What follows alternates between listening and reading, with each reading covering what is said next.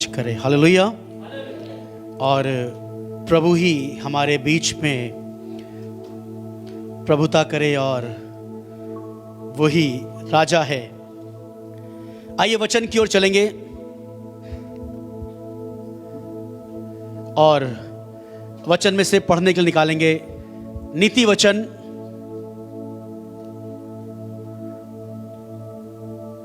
वचन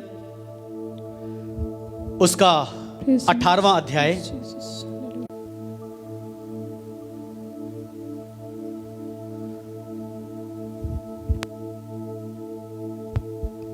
नीति वचन उसका 18वां अध्याय और 21वीं आयत सुनिएगा जी। जीव के वश में मृत्यु और जीवन दोनों होते हैं। मृत्यु और जीवन किसके पास कंट्रोल है इसका? जीव, मेरी और आपकी जुबान के पास। लिखा है मौत और जिंदगी जुबां के काबू में है। उर्दू में ऐसा लिखा हुआ है मौत और जिंदगी। और किसके पास इसका अधिकार है? मेरी आपकी जुबान पे। कई बार मैं और आप जा रहे होते हैं और अभी आपकी गाड़ी लग जाए, आप बड़े ताव में उतरिए और दो चार वर्ड अपने मुंह से सुना दीजिए किसी को। क्या लगता है सब मामला शांत हो जाएगा? क्या होगा? झगड़ा बढ़ जाएगा। आपकी जुबान को आपने काबू में नहीं किया और काबू में ना करने के कारण मालूम क्या हुआ? आपकी जुबान से बड़े बड़े अच्छे वाले अल्फाज निकलना शुरू हो गए। और जैसे ये निकलना शुरू होते हैं फौरन मालूम है ये तो आपके वो 32 दांत के अंदर चली गई, बंद हो गई, सेफ हो गई। पूरा शरीर इसका प्रतिफल भोगता है। अक्सर हम कहते हैं बड़ी जुबान लड़ाती है उसकी बहू, उसकी सास बहुत जुबान चलाती है। क्या सिर्फ ये जुबान का सारा खेल है? ये जुबान और बहुत अच्छी बात लिखी और ये वो कह रहा है जो बहुत आलिम फाजिल व्यक्ति है जिसका नाम सुलेमान है। एज वाइज एज सोलोमन, जिसके विषय में कई कहावतें और बहुत स्टोरियां अगर आप पढ़ेंगे स्कूल किताबों में। ये वो सुलेमान जो बुद्धिमानी की बातें नीति वचन लिख रहा है। जब आप इसे पढ़ेंगे तो आपको समझ में आएगा नीति वचन जो बुद्धिमानी से भरा हुआ है। एक एक वर्ड बुद्धिमानी से भरे हुए हैं। और सुलेमान कह रहा है जी, क्या कह रहा है? जीव के वश में मृत्यु और जीवन दोनों होते हैं। और दूसरी बात मालूम क्या लिखी है? जो उसे काम में लाना जानता है। यानी कि जो इसका प्रयोग करना जानता है, जो इसका यूज करना जानता है, जो इसको बेहतर तरीके से इस्तेमाल करना जानता है, मालूम क्या लिखा है? वो उसका क्या भोगेगा? उसके बेनिफिट्स आपको मिलना शुरू हो जाएंगे। किसके? इस जुबान के। ये जुबान में जीवन और मृत्यु दोनों है। और जो उसे काम में यानी कि जो उसे काबू करना जानता है। घोड़े के ऊपर लगाम लगी होती है ना, हम घोड़े को दाएं बाएं, मुझे याद है हम लोग बीते समय गए थे आउटिंग पे और वहां पे मैं घोड़े बैठा पहली बार, तो मुझे याद आया अरे पुरानी मूवी में खूब हीरो दौड़ते थे, वो ना पीछा कर रहे हैं विलन का, भाग रहे हैं, तो मुझे लगता बड़ा आसान होगा। पर जब मैं पहली बार मैं स्वयं बैठा मुझे बड़ा डर लग रहा था। वो इतनी हाइट पे पहाड़ों पे जा रहा था और वो कह रहा था बस आपके हाथ में क्या इसकी लगाम है, आप जिधर चाहें उधर टर्न कर सकते हैं, चाहे राइट करिए चाहे लेफ्ट करिए। तो मुझे लगा अगर मैं ज्यादा इधर कर दूंगा ऐसा ना इधर खाई में चला जाए, डर लग रहा था। वैसे ही जुबान अगर कंट्रोल में है तो आपका जीवन भी क्या है? कंट्रोल में है। इस जुबान से आप अच्छी बातें करिए और इसी जुबान से आप जैसा चाहें वैसा बोलिए। रिश्ते परिवार सब बिखरते देर नहीं लगेगी। आप दो शब्द बोल के देखिए अपनी सासू माँ को, रिश्ता खराब, फिर आप बोलेंगे अरे यार मेरी सासू माँ ऐसी है, वो कहेगी मेरी बहू ऐसी है। उसकी जुबान उससे कंट्रोल में नहीं है, कुछ भी मुंह में आया बोल देती है ना। अक्सर हम लोग बहुत से लोग कहते हैं अरे इनके से बात ही करना बेकार है, इनसे क्या बात करें, ये तो कुछ भी मन में आएगा ये उठा के बोल देंगे। तो जो इसे काम में लाना जानता है, बाइबल कह रही है वो इसका प्रतिफल, और ये मैं नहीं कह रहा, ये प्रभु का वचन कह रहा है, जो इसे काम में लाना जानता है वो इसका प्रतिफल भोगेगा। कई बार हम उतरते हैं, गाड़ी किसी ने टच कर दी, कई बार कहीं जा रहे हैं, कोई हमारे आगे लाइन के पहले आ गया, तुम इससे पहले कैसे आ गया? लाइन में मैं खड़ा था। थोड़ी सी बात को लेके, थोड़ी सी लेके क्या हमारी जुबान फौरन एक्टिव हो जाती है और ये काम करना शुरू कर देती है। और फिर इस जुबान से आप जितना चाहें उतना यूज करिए। कोई पैसा लग रहा है? कोई पैसा लग रहा है? नहीं, कोई पैसा नहीं लग रहा है। आप जो चाहे बोलिए। केवल ना कि अरे बड़े फेंकू अंकल हैं वो, अरे वो आंटी बड़ी फेंकती हैं। किससे? जुबान से। जुबान काबू में नहीं है। हमारे पास 15 बीघा खेती ले ली है, अभी 4 बीघा पुदीना सूख रहा है और 4 बीघा अनाज खराब हो गया। 5 किलो परसों बादाम लाए थे, बच्चों ने खाए नहीं, हमने फेंक दिए। मैंने बहुत से लोग सुने हैं काजू बादाम फेंक के जा रहे हैं, आए दिन खाना फेंका जा रहा है। वाह वाह वाह। घर जाओ बेटा, क्या खाया था? कुछ था ही नहीं तो मैगी बना खाई थी। कल खाया था? कल मम्मी ने बोला सब्जी नहीं तो अंडा बना खा लो। ये जुबान है, आप जो चाहिए बोल दीजिए। कोई पैसा लग रहा है? एक व्यक्ति हमसे मिले और बोले मैं बहुत जल्दी अमेरिका जाऊंगा। मैंने कहा कांग्रेचुलेशंस, आप अमेरिका जाएंगे, बहुत अच्छी बात है। बोले पर मैं एक काम करूंगा, अमेरिका में व्हाइट हाउस के बाहर समोसे बेचूंगा। ये क्या हुआ? अमेरिका में राष्ट्रपति का घर है व्हाइट हाउस, राष्ट्रपति के घर के आगे मैं समोसे बेचूंगा। कौन सा लॉजिक है? जुबान है, बोल दीजिए। मैं लंदन जाऊंगा, मैं रशिया जाऊंगा, मैं अमेरिका जाऊंगा, मैं कहीं भी चला जाऊं, जुबान है मेरी, चले जाइए आप, आपकी जुबान ले जाएगी आपको। पर जो इसे काबू में करना जानता है, ध्यान सुनिएगा, जो इसे काबू में करना जानता है वो इसका प्रतिफल भोगेगा। बहन, बेटी, मम्मी, बुआ, चाची, सबसे कह रहा हूं, चाहे बहू हो चाहे आप सास हो, अगर आप जुबान को कंट्रोल में करना जानते हैं तो इसका प्रतिफल आप भोगेंगे। अगर कंट्रोल नहीं कर पाएंगे, मैं सही बता रहा हूं, ये कई बार आपके रिश्ते खराब कर देगी, आपके नातेदार, परिवार सब खराब कर देगी। सिर्फ एक जुबान, बहुत बड़ा महत्व इसका है। और आइए कुछ पदों में आपको लेके चलेंगे। इफिसियों की पुस्तक, उसका 4था अध्याय, इफिशियंस चैप्टर 4 वर्स 29। सुनिएगा, इफिसियों की पुस्तक 4था अध्याय और उसकी 29वीं आयत में कुछ यूं लिखा हुआ है जी। और उसके बाद निकालेगा नीति वचन 10:19। पहले निकालेगा इफिसियों 4:29, उसके बाद निकालेगा नीति वचन 10:19। और देखिए यहां क्या लिखा हुआ है, 4:29 इफिसियों जी। कोई गंदी बात तुम्हारे मुंह से ना निकले, कोई गंदी बात तुम्हारे मुख से ना निकले, पर आवश्यकता के अनुसार, पर आवश्यकता के अनुसार वही निकले। क्या निकले? वही निकले वो बात निकले जो उन्नति के लिए उत्तम हो, जो उन्नति के लिए कैसी हो? उत्तम हो, उत्तम हो। ताकि आपके मुख से कौन सी बात निकल रही है ये आपको बेहतर मालूम होना चाहिए।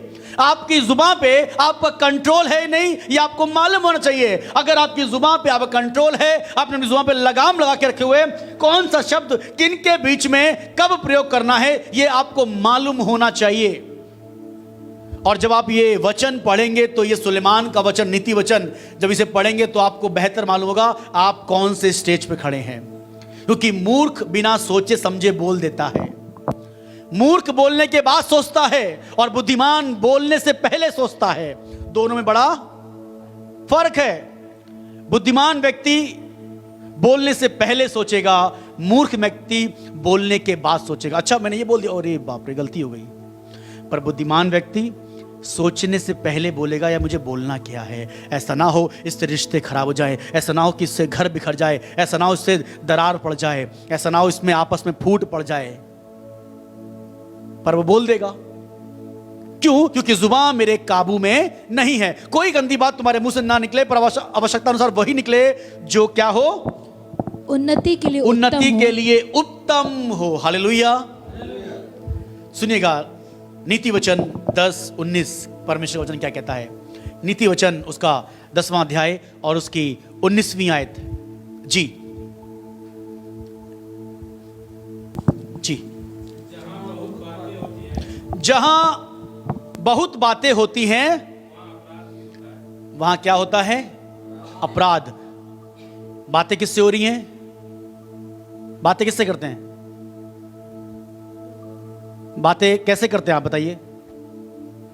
अभी आपकी जुबान काट दूं तो आप बोल पाएंगे? बताइए। जुबान कट जाए, बोल पाएंगे? जुबान है तो बातें कर रहे हैं। लिखा है जहां बहुत बातें होती वहां क्या होता है? अपराध भी होता है। जो ये खुसुर पुसुर चलता है ना परिवारों में, पड़ोस वाली आके डेली बैठ जाती है, मैं सच बता रहा हूं, अपराध का काम कर रही है। माफ कीजिएगा, जो बार बार तुमसे लग रहा बड़ी अच्छी हैं, वो बहिनी बहुत अच्छी हैं, वो भाभी नई आई हैं बहुत अच्छी हैं, वो अम्मा बहुत अच्छी हैं, वो चाची बहुत अच्छी हैं, अच्छी नहीं है, पर वो तुम्हारे अपराध का काम करने आ रही हैं, तुम्हारे जीवन को बर्बाद करने आ रही हैं, क्योंकि उनकी जुबान उनके कंट्रोल में नहीं है और वही तुमको भर रही हैं। अच्छा, हम देख रहे हैं बहुत दिनों से तुम्हारे पति कहीं और सेट हैं, तुम्हारे वो वाले बेटे को ज्यादा पैसा दे दिया है। हाँ, ये चलता है, उसको दिला दिया तुमको, अरे तुम्हारे पति को नहीं दिलाया, क्या हुआ? ये जुबान से बोलना शुरू कर दिया। जहां बहुत बातें होती हैं वहां पर क्या होता है? अपराध आ जाता है। फिर दिल में हमारे पैदा हो जाएगा, अच्छा ये बात है, हम तो उन्हें अपना समझ रहे थे, क्या हुआ? अब ये जुबान हमारी क्या हुआ? आउट ऑफ कंट्रोल, अब ये बेलगाम हो गई है। अब आप लगिए बोलने। सिस्टर कल आप बता रही थी ना कि हम जुबान पे बड़ा कंट्रोल करते हैं उपवास में कि प्रभु हमारे मुख से कुछ ना निकले, इसलिए अपने आप को कमरे में बंद कर लेती हैं। अच्छा काम कर रही हैं, अलग हो गए इसलिए किससे मिलेंगे नहीं तो कोई बोलेंगे नहीं, चार शब्द निकलेगा नहीं मुख से, है ना। पर जब भी मिलिए तो कौन सी भलाई की बातें निकालिए, दूसरों की उन्नति की बातें। हालेलुया। दो व्यक्तियों का जिक्र है पुराने नियम में, और ये वो लोग थे जो भेंट लेकर परमेश्वर के सम्मुख लेके आए। एक का नाम था कैन, दूसरे का नाम था हाबिल। ये दोनों व्यक्ति परमेश्वर के सम्मुख लेके आए। किसी को याद है कैन और हाबिल स्टोरी? कैन और हाबिल क्या क्या लेके आए थे, किसी को मालूम है? कैन क्या लेके आया था? किसी को मालूम है कैन क्या लेके आया था? अपनी भेंट में क्या लेके आया था? हाँ, तो डर क्यों नहीं, बताइए। नहीं, कैन क्या लेके आया था? चलिए जेनेसिस निकालिए, उत्पत्ति की पुस्तक, उसका 4वां अध्याय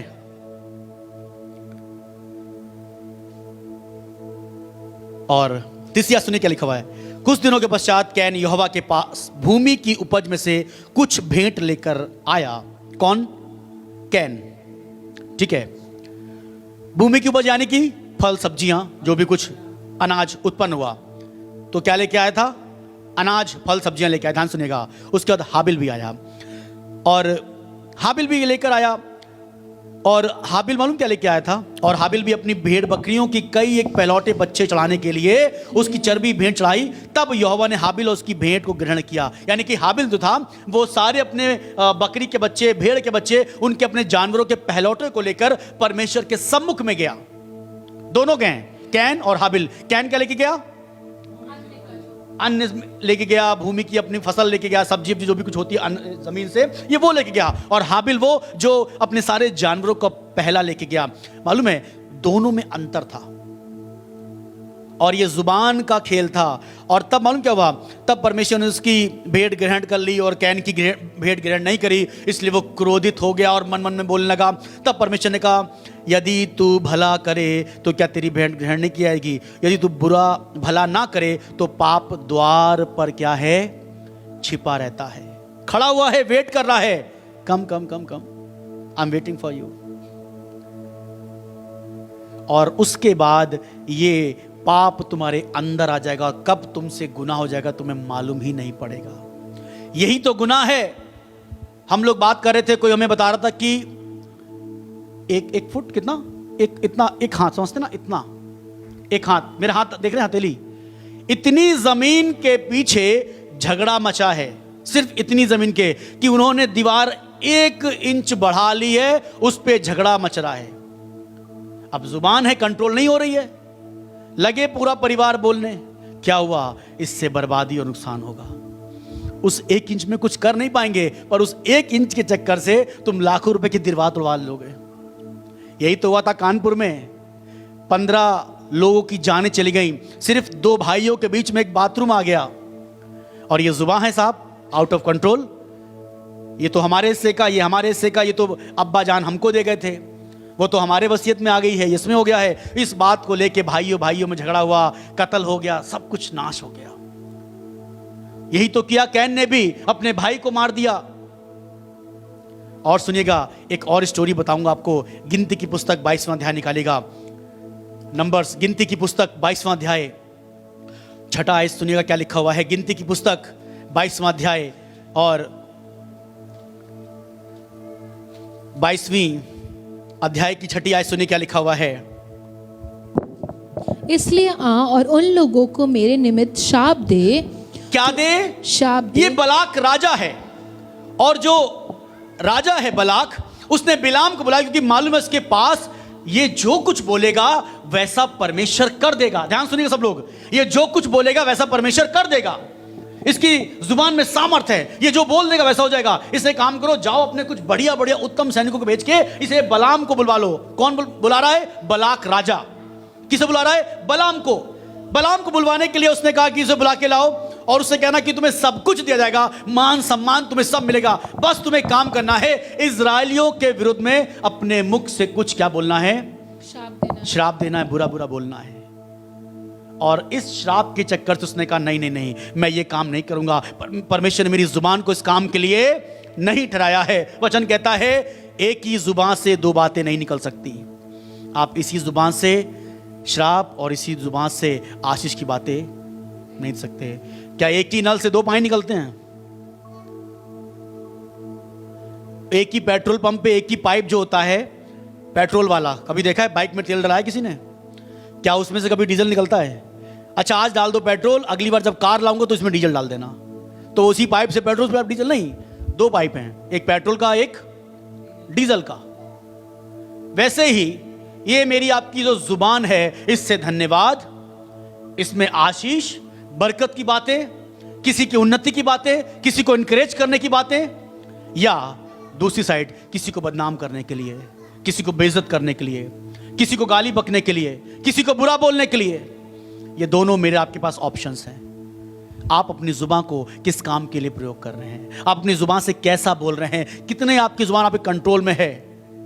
और इससे बुलाया गया, इसने कहा चाहे तुम मुझे कुछ भी दे दो तो भी मैं इजराइलियों के विरुद्ध नहीं बोलूंगा। उसने ठीक एक बार ट्राई करते हैं। उसने कहा तू यहां मंडप बना, फिर एक काम कर, यहां से प्रभु श्राप नहीं देगा तो एक काम कर, तू यहां मंडप बना ले, दूसरे पहाड़ पे चल चल, क्या पता प्रभु शायद वहां तेरी प्रार्थना सुने, क्या पता प्रभु वहां से तेरे द्वारा कहलवाए कि तू श्राप दे इजराइली को। इजराइली कौन? परमेश्वर के लोग, जो आज मैं और आप हैं। उस समय उसने बुलवाया बलाम को, बलाक राजा ने, कि तू श्राप दे। फिर उसने दोबारा कहा नहीं, मुझसे प्रभु ने श्राप की तो नहीं बोला है, पर आशीष के लिए बोल रहा है। फिर दोबारा बोला अच्छा काम कर, एक बार फिर और ट्राई कर, एक बार और ट्राई कर। हम बुरा करें, हम पाप करें, हम अन्य जाति में जाएं, हम बलियां चढ़ाएं, फिर आते हैं प्रभु के पास, भैया ये 100 रुपए चंदे में डाल दिया है, अब हमारे लिए आप अच्छी अच्छी बातें बोलिए, माफ कीजिएगा। दो काम मत करिए, इसी जुबान से दूसरों की पूजा, इसी जुबान से ईश्वर का धन्यवाद मत करिए। थोड़ा कड़वा है पर इसको समझने की आवश्यकता है। इसी जुबान से आप उन अन्य देवी देवताओं की पूजा मत करिए, या आप उन्हीं में लग जाइए, प्रभु को छोड़ दीजिए। आप दो स्वामियों की सेवा नहीं कर सकते, क्योंकि एक जुबान से धन्यवाद और दूसरी जगह श्राप नहीं निकलेगा, और आप कभी भी दो को खुश नहीं कर सकते। एक खुश रहेगा। एक कहावत भी है ना हमारे भारतवर्ष में, एक म्यान में दो तलवार नहीं रह सकती। तो कैसे इस जुबान से हम कहीं और भी जा रहे हैं, उनको भी सजदा कर रहे हैं, अब भवन में आ गए तो वहां भी सजदा कर रहे हैं। दो जगह पे अपनी जुबान को यूज मत करिए। एक बड़े श्राप और बड़े भारी आप इस पाप को कमा रहे हैं, माफ कीजिएगा। और ये जुबान आपको नरक तक घसीट कर लेके जाएगी। सिर्फ जुबान, मैं सच बता रहा हूं, अगर ये कंट्रोल नहीं हुई तो ये आपको लेके चली जाएगी। अक्सर लोग आते ना, वहां काम नहीं बना तो यहां चले जाओ, ऐसे नहीं हुआ तो ये वाला काम कर लो, ये तरीका अपना लो, बाद में चले जाना, बाद में आ गए प्रभु आपके पास आ गए हैं। हाँ, बीच बीच में चले जाते हैं, कुछ फेस्टिवल्स आ जाते हैं, कुछ चीजें आती हैं तो चले जाते हैं, वो भी जरूरी है भाई। वो नाराज हो जाएंगे, जब शादी की बारी आई तो भाई हम वहीं जाएंगे, पर क्या करें, बरकत मिलती कहीं नहीं है, तो हम प्रभु आपके पास आ गए। इसी जुबान से सारे काम हो रहे हैं, माफ कीजिएगा, मत करिए। बड़े पाप और श्राप में चले जाएंगे। कोई पास्टर, कोई बिशप बचाएगा नहीं, कोई आपका दान नहीं बचाएगा। इस जुबान से जब तक खुद स्वयं रिपेंट नहीं करेंगे, जब तक तौबा नहीं करेंगे, प्रभु मैंने गलत किया है, और जब तिवारा उसने मना कर दिया तो मालूम है क्या हुआ? एक बहुत अच्छा बात है और वो कहता है, तब 24वें अध्याय की 10वीं आयत पढ़ रहा हूं आपके लिए। तब बलाक का कोप बिलाम पर भड़क उठा और उसके हाथ पटक करके बिलाम से कहा, मैंने तुझे अपने शत्रुओं को शाप देने के लिए बुलवाया। राजा कह रहा है बलाम से, परमेश्वर के नबी से, परंतु तूने 3 बार उन्हें आशीर्वाद ही आशीर्वाद दिया। सुनिएगा ध्यान से, इसलिए अब तू अपने स्थान पर भाग जा।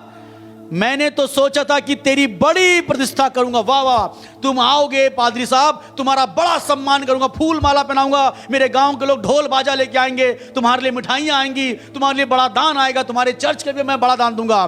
पर तुमने मेरे घर के लिए अच्छा नहीं बोला। एक फैमिली में मैं एक पास्टर को लेकर गया। ये पास्टर देहरादून के थे और ये फैमिली ने बोला, भैया उस पास्टर को बुलवाइए और कहिए कुछ अच्छा बोले। मैं सच बता रहा हूं, कुछ बरकत की बात बोल के जाएं। और ये पास्टर जब मेरे संग गया, बोला, पास्टर अमित चलिए हम लोग चलते हैं प्रार्थना करने उस परिवार के जिसने आपने बताया। और जैसे ही मैं इस पास्टर को लेके गया, उन्होंने बड़ी अच्छी चीजें बिछाई, सब कुछ लगाया, एक लिफाफे में बड़ा दान रखा। बोले पास्टर ये आपके लिए, बोले माफ कीजिएगा, प्रभु ने लेने से मना किया है। बोले प्लीज प्लीज प्लीज मना मत करिए, ये आपके लिए है, आपकी जरूरत के लिए पास्टर। बोले नो, मैं इसको नहीं ले सकता। और अब सुनिए मेरी बात, उन्होंने कोई भी बरकत की बात नहीं बोली और बोला कि तुम तौबा कर लो, अपने रिश्ते अच्छे कर लो। मैं सच बता रहा हूं, उन्होंने चाहा कि पास्टर आए, बढ़िया बोले माफ कीजिएगा। कोई अगर पास्टर कंप्रोमाइज भी कर लेता है तो भी आप बच नहीं पाएंगे। आपको रिपेंट करना बहुत जरूरी है, तौबा करना बहुत जरूरी है। आपको लगता है आपका दान आपको बचा लेगा? नहीं बचाएगा। आपको रिपेंट करना जरूरी है। तब इसने मालूम क्या कहा, मैं तो सोच रहा था तू आएगा, तुझे इतना दान दूंगा। उसने कहा मैंने तो पहले ही कहा था कि तू अपने घर का सारा सोना भी दे दे तो भी मेरे मुख से वही निकलेगा जो परमेश्वर का फरमान होगा। हालेलुया। इस नबी ने अपनी जुबान को क्या कर रखा है? कंट्रोल कर रखा है। ये चाहता अरे थोड़ा सा जुबान में बोल देंगे क्या हो जाएगा, अरे प्रभु 2 मिनट की बात है, बस मैं अभी आया, थोड़ा सा बुरा बोल दूंगा, वहां पहाड़ से जाके तेरे लोगों के लिए, इजराइल के विरुद्ध थोड़ा बोल दूंगा।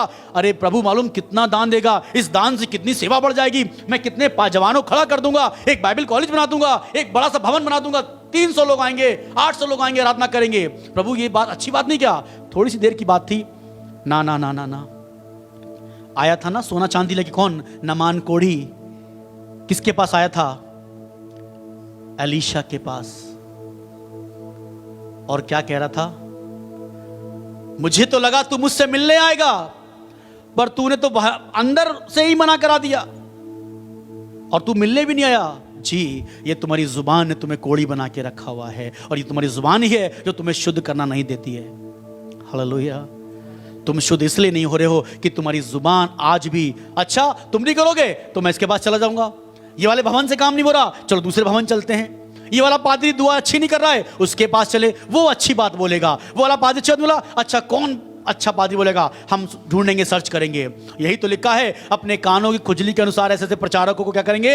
अंत के दिनों में बटोर लेंगे। अच्छा बोलिए, आप घर में आइए, बोलिए, तुम्हारी नौकरी लग जाए, तुम्हारा घर बन जाए, तुम्हारा परिवार बन जाए। ना ना ना ना, नाश हो जाओगे, नाश हो जाओगे, बर्बाद हो जाओगे। और खादिम, अगर मुझे माफ करना, कोई खादिम अगर को बुरा लगे, कोई खादिम अगर कह रहा ना कि कुछ नहीं होगा, बस बड़ा दान दे दो बच जाओगे, तुम बचोगे नहीं, कोई नहीं बचेगा। जब तक खुद स्वयं आप तौबा और रिपेंट नहीं करेंगे तब तक नहीं बचेंगे। आपको परमेश्वर के सम्मुख जाना ही पड़ेगा, इस जुबान से अंगीकार करना ही पड़ेगा, इस जुबान से परमेश्वर के सम्मुख कहना पड़ेगा, प्रभु तू ही हमारा प्रभु है, तू राज करे, प्रभु तू राज करे। और जो कोई इस जुबान से कहता है कि प्रभु तू मेरा उद्धार करता है और मैं स्वीकार करता हूं, मैं सच बता रहा हूं, अनंत जीवन आपका है। आपके बड़े दान, बड़े उपवास चर्च में आने के द्वारा नहीं, पर आपके इस बात को कहने के द्वारा कि प्रभु मैं इस बात को कह रहा हूं, अपनी जुबान से अंगीकार कर रहा हूं। हालेलुया। पहला पत्रस 3 अध्याय उसकी 10वीं आयत, आखिरी आयत सुनिएगा। पहला पत्रस 3 अध्याय और उसकी 10वीं आयत। जी, पहला पत्रस 3 अध्याय 10वीं आयत, 1 पीटर। जो कोई जीवन की इच्छा रखता है, और बड़ा फेमस डायलॉग है हिंदुस्तान का, याद आ गया, अच्छे दिन आने वाले हैं, अच्छे दिन आने वाले हैं, अच्छे दिन आने वाले ना। खूब टीवी में प्रचार चल रहा था, खूब इधर उधर होर्डिंग लगी थी, उस पर लिखा था अच्छे दिन आने वाले हैं। ये एक यूपी की बात नहीं कर रहा हूं, हर स्टेट में यही चल रहा था ना ब्रदर, अच्छे दिन आने वाले हैं, अच्छे दिन आने वाले हैं, अरे भैया अच्छे दिन आने वाले हैं। लोग आज भी रो रहे हैं, कब आएंगे, है ना, कब आएंगे। अब तो भैया 100 रुपए के आसपास पेट्रोल हो गया है, कब आएंगे अच्छे दिन। 1000 के आसपास सिलेंडर हो गया है, कब आएंगे, आएंगे। पर वचन क्या कह रहा है, सुनिएगा ध्यान से। जो कोई जीवन की इच्छा रखता है, तुम चाहते हो जीना, चाहते हो और जीवन को जियो, अपनी उम्र को पूरा देखो, तो पहले एक काम करना पड़ेगा, अच्छे दिन देखना चाहते हो और जीवन की भी इच्छा रखते हो, तो एक काम मालूम क्या करना चाहिए, अपनी जुबान को किससे, बुराई से, और अपने होठों को, सिस्टर ध्यान सुनिएगा सब लोग, अपनी जुबान किससे, जीभ को बुराई से, बुराई से। और अच्छे अपने दिन देखना होठों चाहते हैं, जीवन भी चाहते हैं लंबा, तो पहला काम अपनी जुबान को बुराई से जी, और अपने होठों को, अपने छल की होठों बातों को से छल की बातों से, फ्रॉड फरेब की बातों से रोक के रखिए। रोक रहे हैं। क्या बताया था, अपनी जुबान पर कंट्रोल। बाइबल में लिखा हुआ है, ये जुबान एक ऐसी क्या है, बला है। क्या है, निकालिए याकूब की पुस्तक 3 अध्याय, जल्दी से निकालिएगा, याकूब की पुस्तक 3 अध्याय 6 आयत से पढ़ना शुरू करिए। जी सुनिए क्या लिखा हुआ है, पढ़ा देंगे, अच्छा रहेगा ताकि घर जाके पढ़िएगा, ये लगे कि पास्टर अपने मन से बता रहे हैं। जीभ भी क्या है, अरे बाप रे, फायर। अक्सर लोग कहते हैं मिर्चा से भी तेज जुबान है, अगर यकीन ना हो तो बोल के दिखाएं। मिर्चा से भी तेज जुबान है, यकीन ना हो तो बोल के दिखाएं। कभी सुना है? अक्सर लोग कहते हैं कि भैया उनकी जुबान क्या ततैया मिर्चा है। ततैया समझते हो, तीखी वाली गोल वाली जो मिर्च होती है, बड़ी तीखी होती है। कहते हैं जुबान तो उससे भी तीखी है कि बोल देंगे तो बस लग जाएगा। माफ कीजिएगा, इसे कंट्रोल में करके रखिए। ये इसलिए नहीं है आप किसी को बेइज्जत करें, किसी को जलील करें, किसी को इंसल्ट करें, पर अच्छी बातों के लिए। सुनिएगा जी, जुबान भी एक आग है, और बाप रे, अधर्म का क्या एक लोक है जी। सारी देह पर क्या लगाती है, कलंक लगा देती है। क्या, जुबान। बोल दीजिए बस, आपने बोल दिया, लगे पति पिटाई करने, और आप भी शांत नहीं हो रहे हैं। पिटते जा रहे हैं पर बोलते रहेंगे, पिटते जा रहे हैं पर बोलते रहेंगे। पति कह रहा है कम से कम शांत हो जाओ। देखिए बुद्धिमान स्त्री होगी, उसे मालूम पति पी के आया, शांत बैठ जाओ। माफ कीजिएगा, देखिए आज पति का मूड खराब है, शांत बैठ जाओ। पत्नी का मूड खराब है, आप शांत हो जाओ। पर जहां आप कंट्रोल नहीं हुए, बोलते रहेंगे, मालूम क्या होगा फिर? तो आपको मालूम है ना क्या होता है। कोई अनजान तो कोई नहीं भाई, जो कहे कि हमें नहीं मालूम क्या होता है, सबको मालूम बाद में फिर क्या होता है। तू मैं बाकी बढ़ती चली जाती हैं। आगे सुनिए क्या लिखा है जी। जीवन गति में अच्छे खासे दौड़ रहे थे, बढ़िया बिजनेस चल रहा था, पर एक जुबान ने मेरे बिजनेस को रोक दिया, मेरे करियर, मेरी उन्नति को ठप कर दिया। किसने? जुबान ने जी। आगे, नरक कुंड की आग से क्या रहती है, चलती रहती है। स्वाद बड़ी चीज, अक्सर लोग कहते हैं ना, इस स्वाद में थोड़ा सा लगा लेंगे, थोड़ा सा बढ़िया खाना, इस चक्कर से अपनी प्रॉपर्टी बेच डाली। गोरखपुर की बात कर रहा हूं, कितने लोगों ने सिर्फ जुबान के चक्कर से, बढ़िया खाना दीजिए, कुछ समय की शाम को चाहिए बस टल्ली हो जाए, हमारी ज़मीन ले लीजिए, करोड़ों रुपए की ज़मीन, लाखों की ज़मीन, कौड़ियों के दाम में मालूम क्यों बेच दी? जुबान के मारे, जुबान के मारे, इस टेस्ट के मारे। ये तुम्हें बेटा नरक कुंड में लेके जाएगी, परेशान ना हो। अगर तुम्हारा इस पे कंट्रोल नहीं है, अगर तुम्हारा इस पे कमांड नहीं है, तो ये तुम्हें नरक की आग मिल जाएगी। मोबाइल यूज़ करते हैं ना, सब लोग मोबाइल यूज़ करते हैं, सब कुछ आपके हाथ में कमांड है ना। आप जब चाहेंगे तब टाइप करके जो सेंड कर देंगे तभी जाएगा, सेंड नहीं करेंगे शायद नहीं जाएगा। और यही रीज़न है कि जुबान अगर आपकी फिसल गई, धोखे से निकल गया, नहीं, अगर ये कंट्रोल नहीं है तो बहुत कुछ नुकसान कर देगी और आपको इवन नरक तक ले जा सकती है। और लिखा है 8वीं आयत में, क्या लिखा है सुनिएगा। पर जीव को मनुष्य में से कोई वश में नहीं कर सकता है। जी, कर सकता।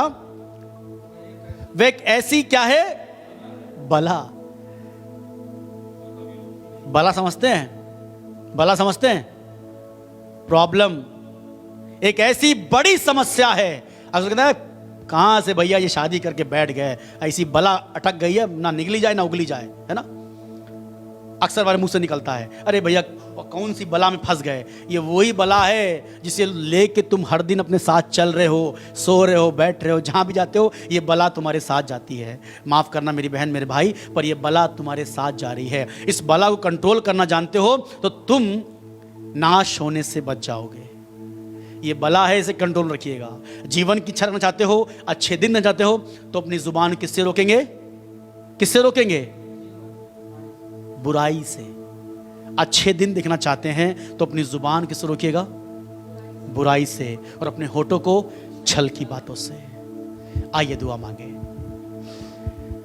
ऐ कुदूस रहीम बाप आसमानी, हमारे जलाली जिंदा खुदा, हम आपके चरणों में आते हैं प्रभु और प्रार्थना करते परमेश्वर उन तमाम लोगों के लिए प्रभु जो इस आवाज़ को सुन रहे हैं, जो यहाँ पर मौजूद हैं, जो ऑनलाइन इस वक्त सुन रहे हैं। और जब कई प्रभु इस आवाज़ को सुने, मैं आपसे प्रार्थना करता हूँ परमेश्वर ये वचन इनके हृदयों में काम करे। प्रभु ये वचन प्रभु की, यदि तो अच्छे दिन देखना चाहता है, जीवन की इच्छा रखता है, तो अपनी जुबान को बुराई से रोके रख। हाँ प्रभु, कई बार हमारी जुबान फिसल जाती है, कई बार खुदावन हम बहुत से लोग के लिए बुरा भला कह देते हैं, बहुत से लोग के बारे में शराब की बातें बोल देते हैं, बहुत से लोग को खराब खराब बोल देते पिता। पर आपसे विनती करते पिता, शायद हमसे ना हो, पर प्रभु आपसे संभव है। हमारी जुबान को पिता कंट्रोल कर, और प्रभु इस काम को हम करेंगे प्रभु कि अपनी जुबान को कंट्रोल कर सके परमेश्वर। प्रभु ये एक ऐसी बला है जो हमें नरक तक ले जाएगी प्रभु, हमारा नाश करा देगी। पिता आपसे प्रार्थना करते हैं प्रभु हमारी जुबान हमारे कंट्रोल में हो।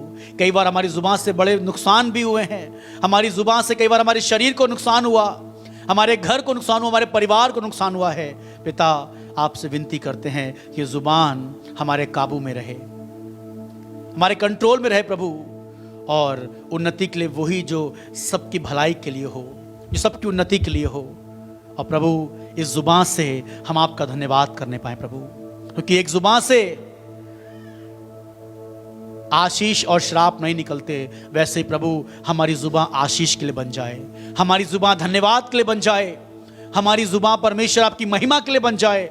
हमारी जुबान जब जब खुदावन खुले तो प्रभु किसी को बरकत देने के लिए, किसी को इनकरेज करने के लिए, किसी को बढ़ाने के लिए, किसी को मोटिवेट करने के लिए खुले प्रभु।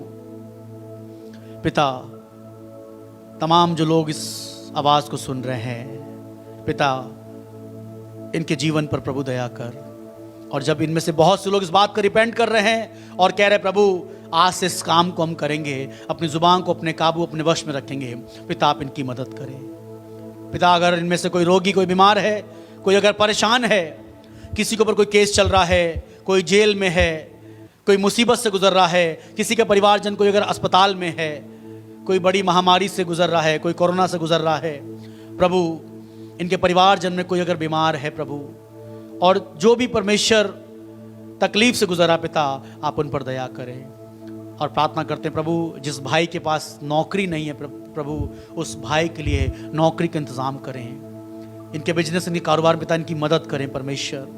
पिता ये तुझ में और बढ़ते जाएं, और पिता तू इनका परमेश्वर कहलाए, ताकि जब परमेश्वर आप आएं तो हम सब आपके साथ बादलों पर पिता आपके पास जा सके और उस स्वर्ग के वारिस हो सकें जिसके लिए आपने हमें बुलाया है। पिता हमारी तैयारी में हमारी मदद कर, ऐसा ना हो ये जुबान हमारी उस जीवन की गति को रोक दे, उस नरक की आग में ना ले जाए। पिता हमें हमारी जुबान को संभाल के रखें, और ये जुबान सदा प्रभु तेरा धन्यवाद होता रहे, यीशु मसीह के नाम से आमीन। हालेलुया। प्रभु आप सभी को आशीष दे। और जैसा आपको मालूम है, रविवार की आराधना सुबह हम लोग 10 बजे करते हैं और हर बृहस्पतिवार आराधना शाम को 5 बजे करते हैं उपवास के साथ। अगर आप में से कोई भी जो लोकल यहाँ रहता है चाहता है आराधना में आना, तो बृहस्पतिवार शाम को 5 बजे आ सकता है और हम लोग मिलकर उपवास के साथ एक दूसरे के लिए प्रार्थना करते हैं। अगर आप बाहर रहते हैं तो जरूर से अपनी प्रेयर रिक्वेस्ट को हमारे संग शेयर करिए, ताकि हम आपके लिए, आपके परिवार के लिए प्रार्थना कर सकें। प्रभु आप सभी को बड़ी बरकत दे। जय मसीह की।